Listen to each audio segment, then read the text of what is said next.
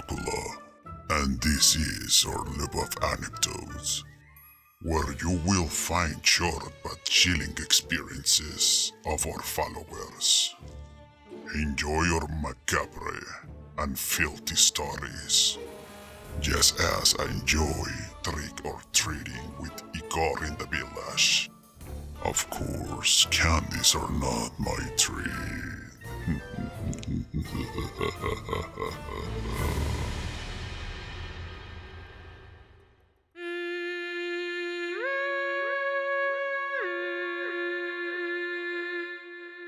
Even though it might be a cliche, the spooky Halloween anecdotes keep happening. You can find thousands of these stories, and we have selected these top 5. Get uncomfortable and turn off your lights, because these are 5 creepy incidences that happen on Halloween.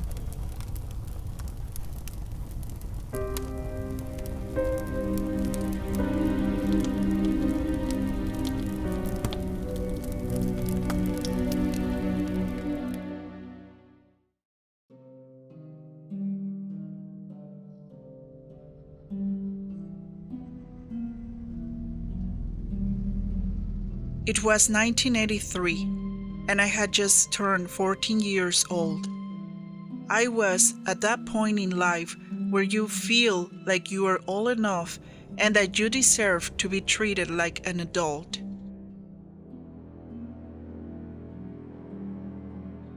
This stage of rebellion made me distance myself from my family little by little. I wanted to be locked in my room, listen to music, and do whatever I wanted without taking orders.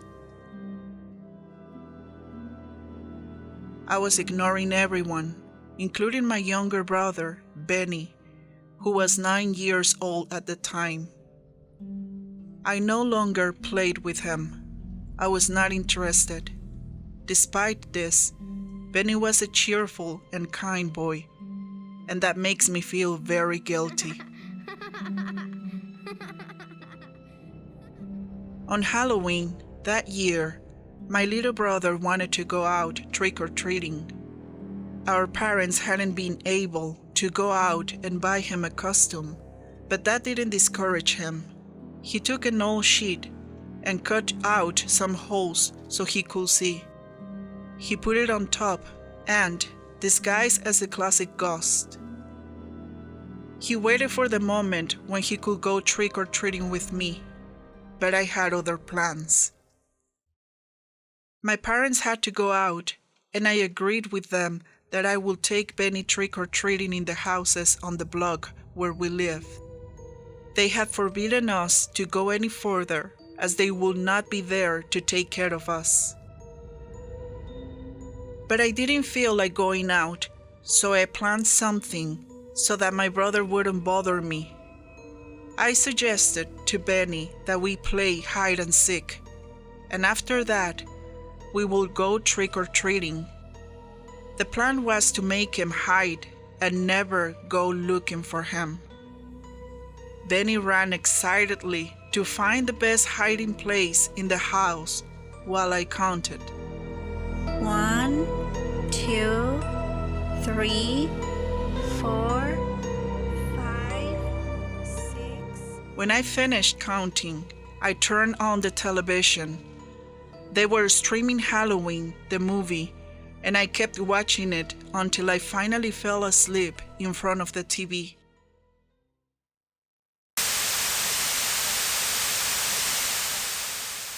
The next thing I remember is hearing the white noise of the television with no signal, and my parents talking to me to wake me up. I saw the time on the clock in the living room, and it was past 3 in the morning. They asked me about Benny, and we started looking for him all over the house, the yard, the street, but he was nowhere to be found. We asked the neighbors, and no one had seen him.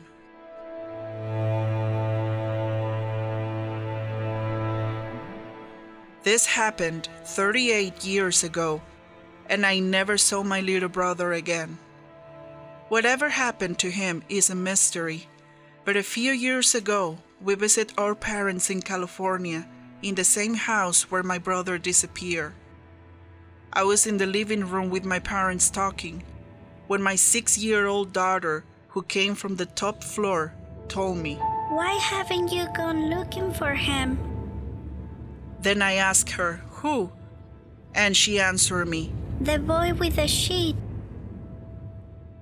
My blood ran cold because I knew who she was talking about, and I also knew that I never told my children the story of my little brother, Benny.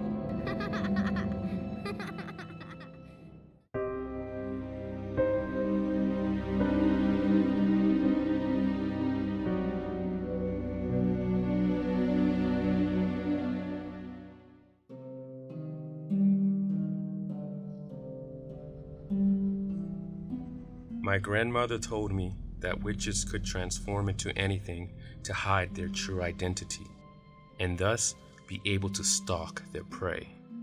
She told me that when I met one of them, I would know, for the damn vibe that her demonic gaze exerts is impossible to ignore. She warned me many times. Don't let the witches follow home. They will do whatever it takes to find out where you live, and they will come for you at night. I was 13 years old, and I no longer believed in those nonsense stories that my grandmother told me, because I assumed that they were an invention to make me get home early.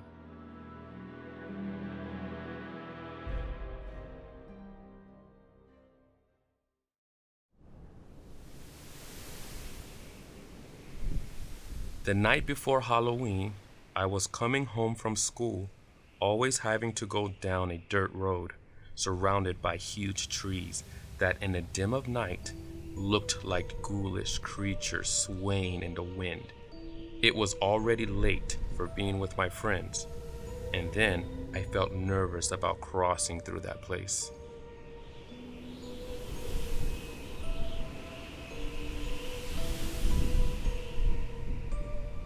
As I walked through that dirt road, I heard a noise in the grass.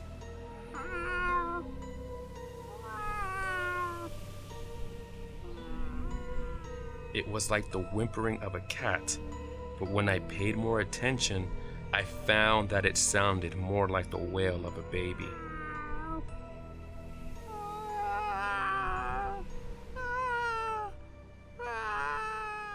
I quickened my pace and looked down. I was afraid. My heart was pounding and I had chills all over my body.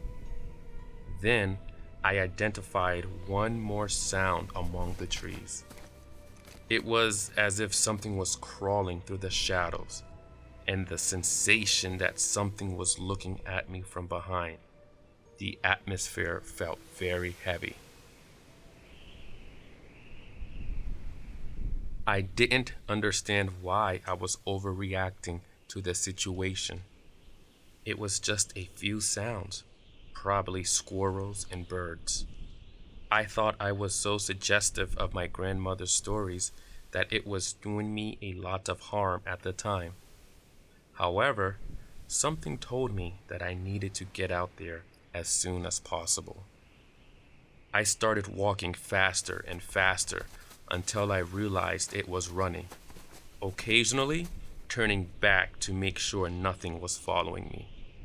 In one of those times when I looked forward and came across something that shocked me too much. It was the largest owl that I had ever seen, so imposing and dark and terrifying, posing in the old branches in the tree in front of me. Her eyes seemed lifeless, but the gaze was deep, chilling, and heavy. I knew what it was. I was paralyzed with shock when I heard a sweet voice. Don't look at her. I reacted, turned to my right, and saw a little girl nearly 9 or 10 years old. Her eyes looked puffy and red as if she had been crying for a long time. Before you arrive, that owl had the face and hands of a lady. That poor girl told me. I felt a lot of chills.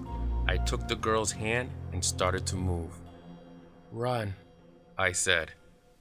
We fled together from that owl until we reached a busy avenue. I took the girl home with me because I didn't know what else to do.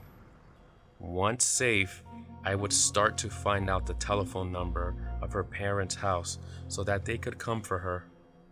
My grandmother was distraught, and I told her what had happened to me with the owl.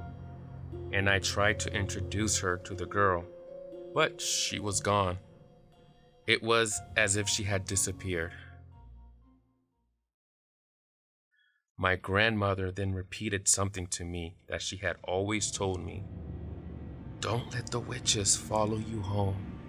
They will do whatever it takes to find out where you live, and then they will come for you during the night." That night, I understood that witches don't just take the shape of an owl. I couldn't sleep all night. I was worried that the witch would come for me, but that did not happen. However, the next morning, my grandmother had passed away. I've always wondered if she had saved me by taking my place.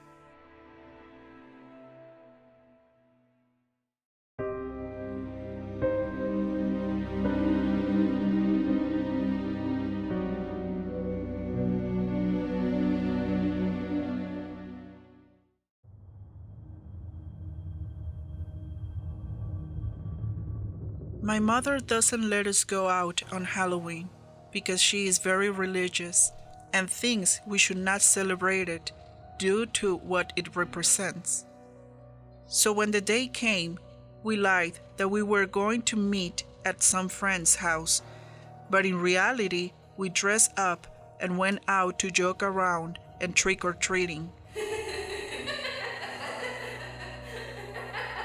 It was already late, and in fear that my mother might discover us, we ran to a friend's house to take off our costumes and wash the paint. We cut our way through an abandoned lot where there was a small fence, grass, and trash bins. We heard something, as if someone was sizzling us when we passed by. We looked in the direction where the sound came from, expecting to see a homeless person or a hidden child trying to play a joke on us. But we only saw one cat, and we thought that maybe we had confused the sound. We continued walking, but then we heard something again, only this time it was almost like a whisper.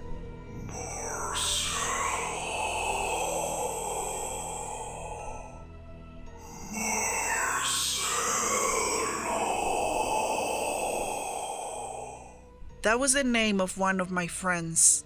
We looked back. It definitely had to be a person playing a joke on us.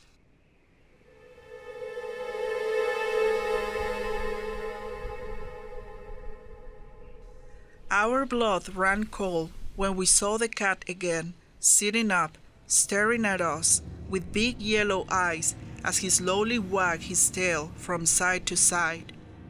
The cat was talking to us. He kept whispering and doing ch-ch as if he were a person. We panicked, and when we saw that the cat was going to start walking towards us, Marcella fell into a faint. We couldn't carry her, and fear grew stronger. So we ran and decided to go to Marcella's house to ask her parents for help. Everything happened very fast. Her parents took her to the hospital, and we never heard from the cat again. My parents scolded us very hard on that occasion and told us that this had happened to us because we had disobeyed them. My friend Marcella did not speak about it again, and, in fact, she has a phobia of cats.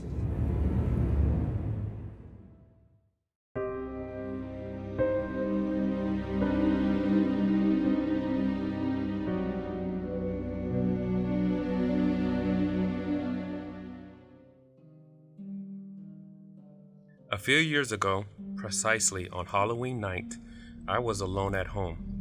My parents went to dinner and my brothers went out to a party, so I stayed home watching Netflix. It was around 11 p.m. when I heard strange noises in the garden.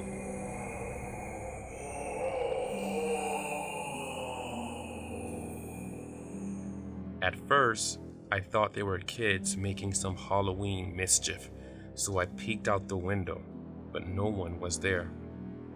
I went back to the couch, but as soon as I was getting comfortable, I heard those noises again.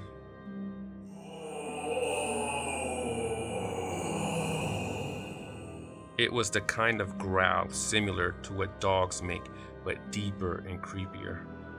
I looked out the window again, and this time, I saw something that made my skin crawl and brought chills to my blood.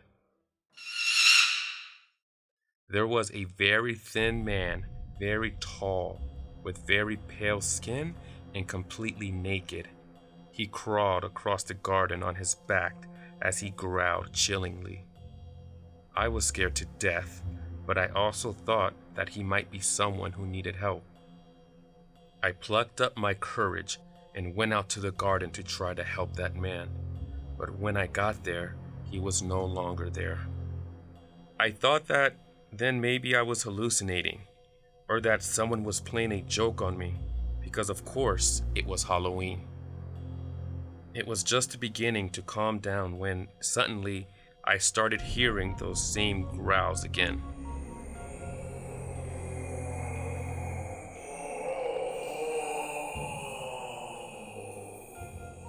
A chill ran through me when I realized that those noises were coming from another direction.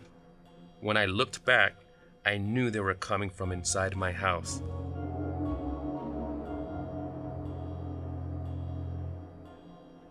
I had let him in. I strode to the living room window and leaned out and then saw that man crawling on his back, growling as he paced the room. I couldn't even scream. I just stood in the garden, paralyzed, not knowing what to do. My parents arrived about 10 minutes later, and then I told them what had happened. They went in and searched everywhere, but nothing was found.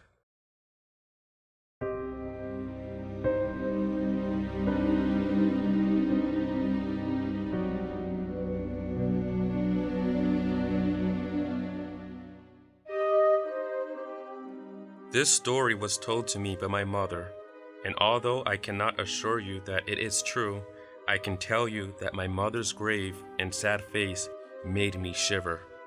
My mother grew up in a small town in Texas, and she says that one of her neighbors had a bad reputation as a witch, and the children in her neighborhood feared her. One Halloween day, one of my mom's friends started throwing eggs at the supposed witch's house as a joke. When the woman reprimanded her and asked her to stop, the girl made fun of her, was rude, and began to insult her. The lady was enraged at the spoiled attitude of the girl. She came out of the porch and shouted, Long tongue girl, that mouth of yours is going to bring you a lot of trouble. The girl kept teasing and ran to her house. The woman returned and entered her home. The next day, my mother went to her friend's house. She shouted her name towards the window where she always looked out so she could go out to play. But this time, not her little friend came out, but instead her mother. She told her that she was sick and that she would not be able to go out and play. Days, weeks, and then months passed, and the girl never went out. All the children in the neighborhood were concerned and began to speculate about what was happening to her. They asked about the little friend, but her parents only told them that she was ill and did not let them come in to see her. Finally, in January of the following year, the parents reported her daughter had died of an apparently strange disease. Later, the parents confessed. For some reason, her daughter's tongue began to swell, grow, and become blistered. Doctors could not find an explanation. They thought it could be some type of bacteria, but they were not able to diagnose it in time. Finally, it was her own tongue that ended up killing the girl, as she swelled to such an extent that she had ended up suffocating her.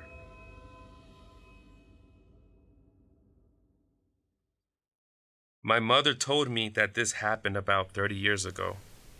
However, the witch in this anecdote, who was then already an old woman, is still alive in that same house. When we go visit our grandparents, my mother, at all costs, avoids passing in the front of that woman's house.